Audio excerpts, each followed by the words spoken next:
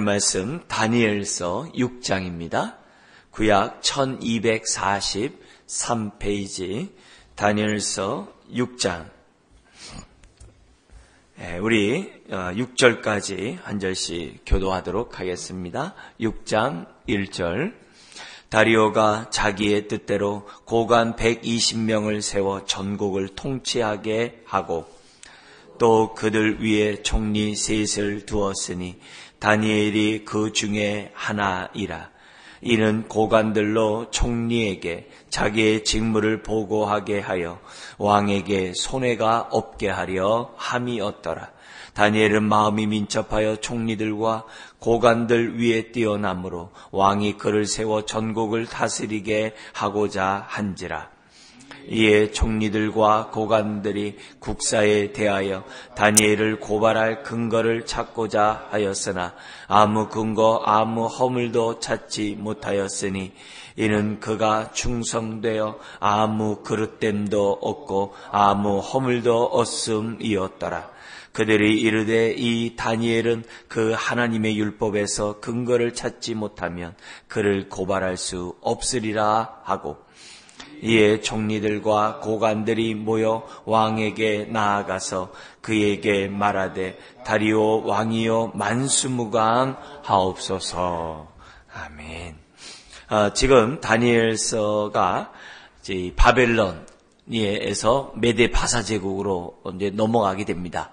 근데 메데하고 바사하고 연합국가인데 이 메데라는 나라의 이제 왕이 누구냐면은 여기 나오는 6장 1절에 나오는 다리오입니다. 근데 요 다리오의 요 6장의 사건이 이 주전 BC 538년으로 봅니다. 역사가 538년으로 보는데 요 538년에 어떤 이제 요 근간을 좀 생각해 볼 필요가 있습니다. 지금 뭐냐면 바벨론이 539년, 그러니까 1년 전에 만 1년 전에 이 바벨론을 이제 점령을 합니다. 그리고 메데 사람 여기 5장 31절 그 앞에 뭐냐면 다리오에 의해서 멸망했다 그래요. 근데 이미 이 다리오하고 또 누가 있었냐면 고레스가 있어요. 고레스. 그죠? 고레스. 그래서 바사 제국에는 고레스가 왕이거든요. 그러니까 바사가 더 큰 나라예요. 그리고 이 메데 바사 제국의 이 일종의 군대 장관이라고 할 수 있는 사람이 여기 6장 1절에 나오는 다리오입니다.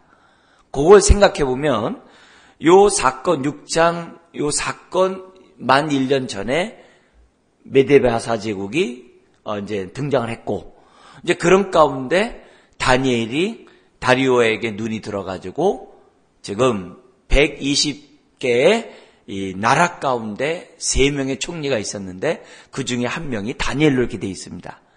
자, 요게 요 다음 사건 요거 있다가 1년 있다가 만 1년 있다가 어떤 일이 벌어지냐면은 바벨론 1차 포로 귀환이 이루어져요. 1차 귀환. 그래서 요 사건이 굉장히 중요한 사건이 되는 거예요. 우리가 흔히 알고 있는 사자굴에 들어간 사건 있잖아요. 다니엘이 사자굴에 들어갔다가 구원받은 사건이 있었잖아요. 죽지 않고. 요 사건이 굉장히 큰 영향력을 미친다고 이제 우리가 보는 거죠. 그래서 요 사건 만 1년 있다가 유대 사람이 바벨론 포로 70년의 바벨론 포로 생활이 끝나고 1차 바벨론 포로로 끌려가서 그 다음에 70년이 지난 다음에 귀환이 이루어지잖아요. 예레미야 선지자가 예언한 것처럼 그 예언에 따라서 1년 있다가 고레스가 조서를 내려. 여기 이제 다리오지만은 다리오보다 더 이제 높은 사람이겠죠. 그 고레스가 조서를 내려가지고 모든 이 민족들 포로로 끌려온 자들에게 뭐냐면 종교의 자유를 줘요. 그래가지고 자기의 신들을 자기 마음대로 섬길 수 있도록. 아수르에서 북이스라엘이 멸망할 때는 이주 정책을 해가지고 혼혈 정책을 만들어서 사마리아가 생겨나잖아요. 근데 그렇게 하는 게 아니라 요 고레스는 뭐냐면 종교의 자유를 줘요. 그 대신 세금을 잘 바쳐야 돼요. 그런 영향력을 끼칠 수 있는 사람이 누구냐? 요 다리오 왕이라는 거죠.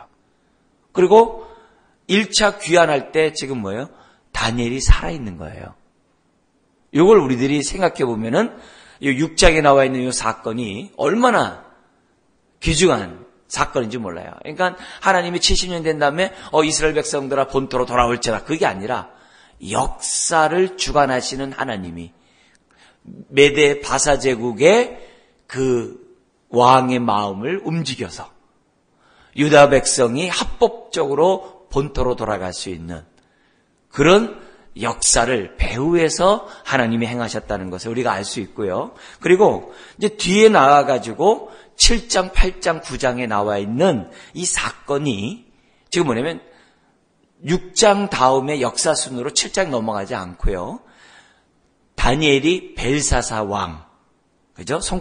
하나님의 성전 기구를 가지고 술 따라 먹다가 죽은 그 벨사살 왕이 있잖아요. 느부갓네살 왕의 이제 다음으로 했던 그 벨사살 왕 때 그 원년에 환상을 봐요. 환상을 보는 그 장면이 7장이에요. 그리고 이제 뒤에 넘어가면은 이 바벨론 포로 1차 귀환이 가까운 것을 지금 뭐냐면 에레미야 선지자의 그런 예언을 보고 다니엘이 기도하는 장면이 뒤에 뭐냐면 9장에 나와요. 그러니까 역사 순서로 이렇게 되어 있는 게 아니라 의도적으로 지금 뭐냐면 다니엘서가 저자의 의도대로 기록되어 있다는 것을 우리가 알아야 된다는 거예요. 그래서 왜 갑자기 다리오가 나왔다, 다시 왜 또 벨사살 왕이 나오고 왜 또 이런 일이 생기는가, 그렇게 저희 헷갈리지 마시고 지금 다니엘서 6장, 7장, 9장 이런 사건의 그 역사가 다르다는 것을 여러분들이 아시고 지금 뭐냐면 이제 바벨론 제국에서 메데 바사 제국으로 넘어간 장면이 6장이에요.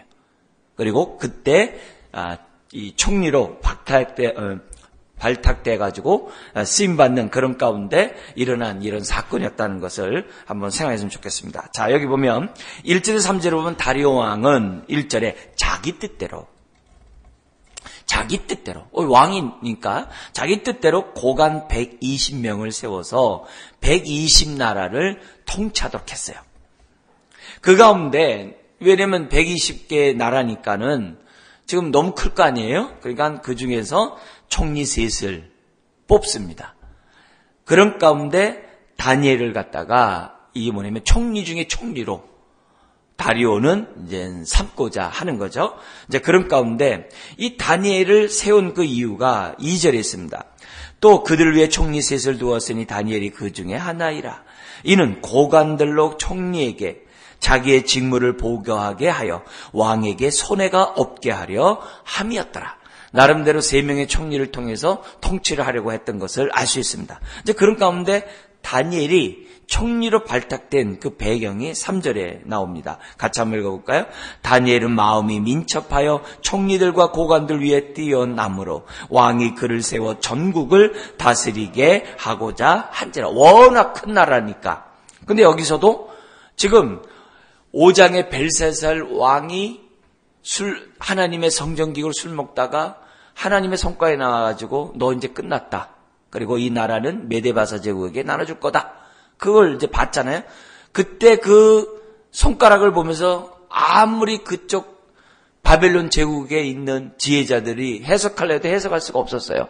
그죠? 그런 장면 가운데 지금 뭐냐면 왕비가 다니엘이라는 사람이 있는데 그 사람이 누구냐 하면서 민첩하다 이런 얘기를 했단 말이에요. 5장에서. 지금 그 얘기를 지금 또 얘기해요. 6장 3절에. 민첩하다. 비범하다는 거죠. 아주 탁월하다는 거죠. 모든 부분에서 아주 남다르다는 거죠. 왜냐하면 이미 1장과 2장에서 다니엘의 그런 행동들이 나오거든요. 이걸 다리오가 아는 거예요. 그리고 다리오가 뭐냐면 메데 제국이 바벨론을 정복했지만 벌써 역사를 다 꿰뚫고 있는 거예요. 지금 이 다니엘의 역사를 갖다 꿰뚫고 있는 거예요. 그러니까 이 다니엘을 갖다가 자기 뜻대로 지금 왕이니까 뭐냐면 다니엘을 뽑는 거예요. 이유가 뭐예요? 민첩하다는 거예요. 근데 이 민첩함이 어디서 왔느냐? 1장에서 보면은 하나님을 도와요. 탁월함이 하나님의 은혜 가운데 주어졌다는 거예요. 여러분, 이 민첩함은 예나 지금이나 우리 모두에게 다 필요한 거예요. 이 민첩함이 있으면 정말 어떤 일을 맡더라도 사람들이 어떻게 2절에 있는 것처럼 손해를 주질 않아요. 이 사람이 총리가 되면, 이 사람이 대통령이 되면 그 나라는 화평해요. 정치는 화평하게 돼 있고 모든 사람이 더불어 다 잘 살게 될 수 있는 그런 얘기예요. 그런 의미에서 이 민첩함을 놓고 기도하되 디모데 전서 2장에 있는 것처럼 우리 모든 믿는 사람은 위정자들에서 기도하라 그러잖아요. 뭘 놓고 기도하냐 이죠.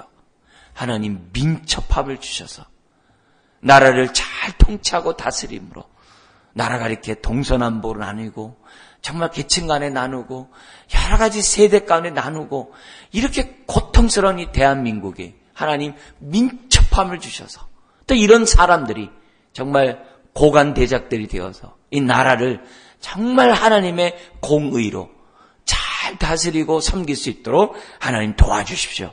우리들이 기도해야 될 기도 제목이라는 거죠. 이거는 국가만이 아니라 교회에 있어도 마찬가지. 교회 목회자를 비롯한 중직자들에게 민첩함을 주시고 회사에서도 마찬가지예요. 여러분의 일터에서도 마찬가지예요. 여러분의 가정에서도 마찬가지예요. 부모들이 민첩함을 가질 때 자녀들이 정말 하나님의 뜻 가운데 자라갈 수 있거든요. 이런 부분을 놓고 우리들이 어떤 직분을 갖고 있는 사람들을 놓고 기도할 때 이 민첩함을 놓고 기도해야 한다는 거죠. 자, 그러면서 4절에 지금 총리들과 고관들 갑자기 졸지에 메대 사람들이 있을 거 아니에요. 바사 사람들이 있을 거 아니에요. 특별히 메대 사람들이 얼마나 배 아프겠어요. 아니 저거 우리가 기껏 전쟁에서 이겼는데 쟤는 종이었던 포로로 끌려왔던 쟤가 총리 가운데 한 명이 됐으니 얼마나 배 아프겠어요. 얼마나 시기질투가 있겠어요. 흠을 찾고자 하죠. 4절에. 근데 못 찾는 거예요. 흠결을 찾을 수가 없어요. 지금같이 정권만 바뀌면 막 그냥 감옥 가잖아요. 흠결이 많잖아요. 근데 없어요.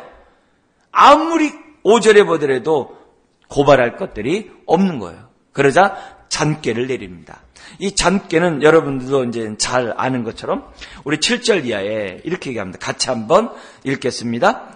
나라의 모든 총리와 지사와 총독과 법관과 관원이 의논하고 왕에게 한 법률을 세우며 한 금령을 정하실 것을 구하나이다. 왕이여 그것은 곧 이제부터 30일 동안에 누구든지 왕 외에 어떤 신에게나 사람에게 무엇을 구하면 사자굴에 던져넣기로 한 것이니이다. 이게 뭐냐면은 항상 나라가 바뀔 때마다 기강이 안 서잖아요. 그죠? 질서가 안 쓰잖아요. 그리고 왕이 딱 되면 어떻게 돼요? 그만큼 권력을 절대 권력으로 만들어야 통치하기가 쉽잖아요. 그래서 정권이 바뀔 때마다 우리나라도 검사들이 막 사정의 칼날을 막 휘두르잖아요. 기강을 세우기 위해서. 그런 거잖아요. 마찬가지예요. 다리오가 지금 뭐냐면 메대 제국을 세워가지고 지금 뭐냐면 통치를 하다 보니까 질서가 안 쓰잖아요. 기강이 안 쓰잖아요. 그러니까 어떻게 해야 돼요? 머리를 쓴 거죠. 기강을 위해서 30일, 한 달만큼만 지금 왕 외에 다른 그 어떤 신에게도 절하지 않도록 칙령을 내리라는 거예요. 나중에는 이제 요 사건 이후로는 뭐냐면 각자의 나라의 신들에게 섬길 수 있도록 조서를 내리거든요. 1차 귀환 때. 그러니까 이런 거 보면 어쨌든 기강을 세우자 하니까 왕이 뭐야? 좋은 척. 왜? 나라가 큰데 한 달 동안만 자기가 뭐냐 신노를 하겠다고 했는데 실을 사람이 어디 있어요? 더구나 법을 다루는 사람이 다 모여가지고 한시적으로 했는데 왕이 마다할 이유가 뭐 있겠어요? 근데 이런 간교한 고 총리들과 다니엘은 아니고요. 그 총리들과 이 고관대작들의 이 간교회, 이 정치 구단들이겠죠. 이런 사람에게 다리오 왕이 지금 넘어가는 거예요. 결국 뭐예요? 왕에게 손해를 입히는 이런 행동을 갖다가 저지르고 만 것이죠. 그런 장면이에요. 그러자 8절 9절에 왕이 조서를 딱 도장을 찍습니다. 근데 10절 우리가 이걸 이제 배워야 합니다. 10절에 보면 같이 한번 읽겠습니다. 다니엘이 이 조서에 왕의 도장이 찍힌 것을 알고도 자기 집에 돌아가서 윗방에 올라가 예루살렘을 향한 창문을 열고 전에 하던 대로 하루 3번씩 무릎을 꿇고 기도하며 그의 하나님께 감사하였더라. 여러분, 다니엘의 이 모습 가운데 뭐냐면 그 알고도라는 단어예요. 신앙이 뭡니까? 알고도 행하는 거예요. 알고도 그렇게 하면 자기는 죽을 거예요. 사자굴에 들어갈 거예요. 그걸 알아요. 그러나 알고도 무엇이 하나님의 선하시고 기뻐하시고 온전한 뜻인지를 분별하고 그것이 하나님의 뜻이 아닐 경우에는 알고도 하나님의 뜻대로 행동하는 것이 신앙이에요. 이게 신앙이에요. 그런데 요 10절만 있으면 안 돼요. 우리의 삶에. 뭐가 있어야 되면 3절, 4절이 같이 가야 돼요. 민첩함이 있어야 되고요. 4절에 흠이 없어야 돼요. 삶의 탁월함도 있어야 되지만 도덕적으로 흠이 없어야 돼요. 이 3절과 4절이 같이 있는 가운데 알고도 하나님 앞에 예배하는 이런 자세, 이것이 지도자뿐만 아니라 오늘 저와 여러분들이 가져야 될 태도예요. 삶이에요. 삶이에요. 굉장히 중요한 거예요. 오늘 여러분들도 마찬가지예요. 우리들이 3절과 4절 없이, 심지어 4절 없이 10절만 있어 보세요. 그럼 옆에 사람들이 뭐라 그래요? 광신도라고 그래요. 맹신도라고 그래요. 외골수라고 그래요. 꽉 막혔다고 그래요. 그냥 무조건 그냥 주여주여 하는 사람이라고 얘기를 해요. 왜 그러냐? 3절과 4절이 없어서 그래요. 특별히 4절이 없어서 그래요. 삶에 도덕적으로 흠이 없는 이 모습, 아무런 고발도 찾지 못하는 그런 삶이 없는, 그런 의미에서 우리들이 3절, 4절이 기초가 되는 가운데 이 10절의 모습, 알고도 자기 집에 돌아가서 윗방에 올라가 예루살렘을 향한 창문을 열고 전에 하던 대로, 알고도 하는데요, 전에 하던 대로. 기도는 뭐예요? 습관이에요. 기도는요, 삶이에요. 기도는 영적인 호흡이에요. 기도는 하나님과의 관계를 친밀하게 하는 거예요. 기도는 나를 저 복종해서 하나님의 뜻을 분별하고 하나님의 뜻을 순종하게 하는 것이 기도예요. 그래서 하나님을 섬긴다고 기도하는 사람이 기도 안 한다? 그건 말이 안 되는 거죠. 목사인 저를 비롯해서 우리 모두가 무엇보다도 우리가 놓치지 말아야 할 것이 뭐냐면 전에 하던 대로 기도하는 거예요. 전에 하던 대로. 우리 사복음서에 보면 예수님의 3가지 습관이 나와요. 물론 습관이 많으시겠죠. 근데 성경에 습관대로 3번 나온 게 있어요. 여러분, 예수님의 습관대로 행한 게 뭡니까? 사복음서에 보면 성전을 가서 예배하는 거예요. 성전에 가요. 성전을 출입하는 건 습관적으로 하셨어요. 그리고 또 하나 습관적인 게 뭐냐면 성경을 보세요. 습관대로 성경을 보셨다는. 또 하나가 있어요. 습관대로 기도하셨다 그래요. 우리 예수님이 그렇게 하셨어요. 습관대로. 예수님 당시에 유대인들이 하루에 3번 성전에 올라가서 뭐냐면 하나님을 경배하는 것이 습관이었어요. 그 당시 유대인들. 예수님도 똑같았어요. 베드로와 요한이 습관대로 성전에 올라갈 때 성전 미문에 앉아 있었던 안진뱅이를 일으키잖아요. 습관대로 올라갔다가. 여러분, 그만큼 우리 신앙이 형식적인 습관은 좋지 않겠죠. 그러나 깨어있는 습관은 저나 여러분 모두가 가져야 돼요. 가져야 돼요. 그런 의미에서 다니엘은 뭐냐면 전에 하던 대로 하루 3번씩 무릎을 꿇고 기도하며, 알고도. 그리고 또 뭐예요? 기도하면서 뭐라 그래요? 그의 하나님께 뭐 했더라? 감사하였더라. 빌립보서 4장 4절 이하에 있는 것처럼 하나님의 평강이 우리 안에서 넘쳐나고 하나님의 평강이 우리 안에서 역사하려면 너의 염려를 어떻게 기도하라 그래요? 감사함으로 기도하라 그랬어요. 그러니까 다니엘은 지금부터 사자굴에 들어갈 상황이에요. 근데 뭐라 그래요? 감사하였더라. 사자굴에 들어가는 그 상황에서도 감사함으로 뭐예요? 기도하였더라. 이게 기도하는 저와 여러분들이 가져야 할 태도예요. 기도할 때마다 먼저 감사를 하나님 앞에 아뢰보세요. 하나님의 평강이 우리 안에서 넘쳐나게 되고 하나님의 평강이 있을 때 하나님의 뜻을 제대로 분별하게 되고 하나님의 말씀에 따라 저와 여러분들이 순종하게 되는 거예요. 마음의 평강이 없으면 안 돼요. 안 돼요.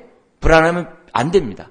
분별도 안 되고 순종도 안 돼요. 그런 의미에서 다니엘은 너무나도 그의 기도 생활이 어떤지를 우리가 딱 보여준 거예요. 알고도 전에 하던 대로 감사함으로 뭐 했다고요? 기도했더라. 이게. 그래서 우리의 삶에 많은 어려운 일이 있을 때마다 우리도 다니엘처럼 하는 거예요. 네. 따라가는 거예요. 여러분의 많은 발등에 불이 떨어진 많은 문제들 뭐예요?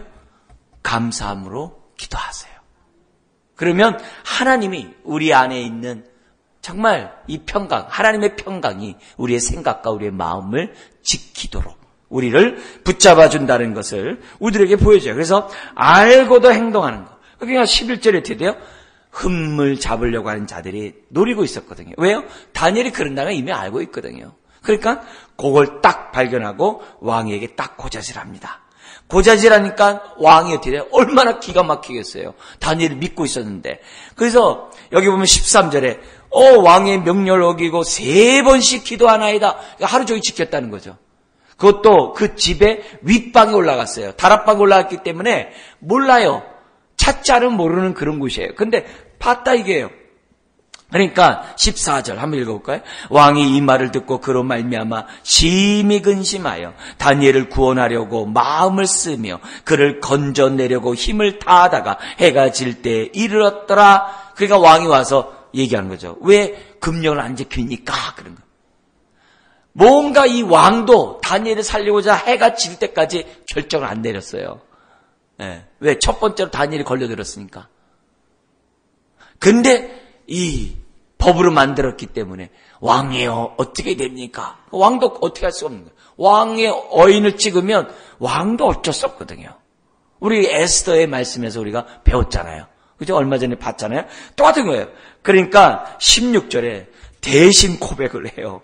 너무나도 이 고백을 하는데 뭐라고 고백하냐면 16절 이하에 보면 이렇게 됩니다. 왕이 이제 결정을 내렸는데 이렇게 얘기합니다. 이에 왕이 명령하며 다니엘을 끌어다가 사자굴에 던져 넣는지라. 그러면서 뭐라고 하냐면 왕이 다니엘에게 이르되 내가 항상 섬기는 너의 하나님이 너를 구원하시리라 하니라. 왕이 대신 신앙 고백해요. 하나님이 너를 구원할 것이다 하면서 뭐래요? 거기 이제 사자굴에 집어넣고 돌로 막은 거예요. 그리고 18절 왕이 궁에 돌아가서는 밤이 새도록 뭐 했어요? 금식하고 그 앞에 오락을 그치고 잠자리를 마다하면서 뭐 했겠어요? 기도했겠죠. 살려달라고. 그러니까 19절에 왕이 얼마나 급했는지 이제 날밤 새고 지금 뭐냐면 새벽에 일어나 급히 사자굴 올라와서 날이 바뀌었으니까 새벽에 그냥 막 급히 왕이 막 빨리 가는 거예요. 조금이라도 살아있길 바라는 마음으로. 그래서 20절 같이 한번 읽겠습니다. 다니엘이 든 굴에 가까이 이르러서 슬피 소리 질러 다니엘에게 묻되 살아계시는 하나님의 종 다니엘아 내가 항상 섬기는데 하나님이 사자들에게서 능히 너를 구원하셨느냐 하니라. 사실 이때 다니엘은 죽은 줄 알았겠죠. 너무 슬픈 나머지 지금 뭐예요? 통곡하는 거죠. 지금 살았다고 믿는 게 아니에요. 자기 애가 정말 왕이 되었지만 잘못 도장을 찍어서 얼마나 죄책감이 큽니까? 그런 마음, 자기가 잘못된 이런 통치로 한 민첩한 사람이 죽어서 얼마나 좋아하겠어요. 그러니까 정말 회개하는 마음으로 아마 울었겠죠. 근데 갑자기 그냥 21절에 사자굴에서 소리가 납니다. 왕에게 아뢰되 왕이여 원하건대 왕은 만순무강하 없어서 참 겸비하죠. 그러면서 22절 같이 읽겠습니다. 나의 하나님이 이미 그의 천사를 보내어 사자들의 입을 봉하셨으므로 사자들이 나를 상해하지 못하였사오니 이는 나의 무죄함이 그 앞에 명백함이오며 또 왕이여 나는 왕에게도 해를 끼치지 아니하였나이다 하니라. 참 놀랍죠. 그렇게 하니까 23절에 왕이 너무 기뻐가지고 뭐라고 그래요? 정말 다니엘을 갖다 끌어올리는 거죠. 그러니까 몸이 하나 상치 않았어요. 이는 그가 자기의 하나님을 어떻게 했다고 그래요? 믿음이었더라. 오늘도 우리들에게도 마찬가지예요. 다니엘의 이 고백하는 이 모습. 그러니까 항상 하나님 앞에 기도하고 감사함을 아랬더니 하나님이 다니엘을 갖다가 지켰던 거예요. 그 사자굴에서 뭐예요? 이미 천사를 보내서 사자의 입을 막아버렸다는 거예요. 여러분 우리들의 삶 속에서도 이미 우환들을 막아주시는 하나님의 손길이 함께 하시기를 주의 이름으로 축원합니다. 여러분 우리가 항상 감사함으로 기도하시고 또 기도하세요. 그럼 어떤 일이 있어요? 이렇게 예방하시는, 미리 막아주시는 하나님의 손길이 우리의 삶에 있다는 거예요. 그렇기 때문에 이런 어려운 일을 겪을 때 우리는 또 뭐예요? 다니엘도 기도했겠죠. 왕도 기도했겠지만 다니엘이 기도하면서 우리가 다니엘이 건졌다는 측면을 생각해 본다면 사제굴의 여러분이 우리가 있다 할지라도 기도하는 거예요. 하나님 도와주십시오. 그리고 나서 24절 이하에 어떻게 돼요? 그를 갖다 죽이려고 했던 그 총리 그들을 갖다 어떻게 돼요? 그 고관들을 갖다가 사자에다가 그냥 지금 어떻게 돼요? 던져버리고 떨어지자마자 그들은 그냥 뼈까지 24절에 부서뜨리는 그렇게 됩니다. 그리고 나서 25절에서부터 28절까지 다리오가 어인을 딱 찍어놓고 뭐예요?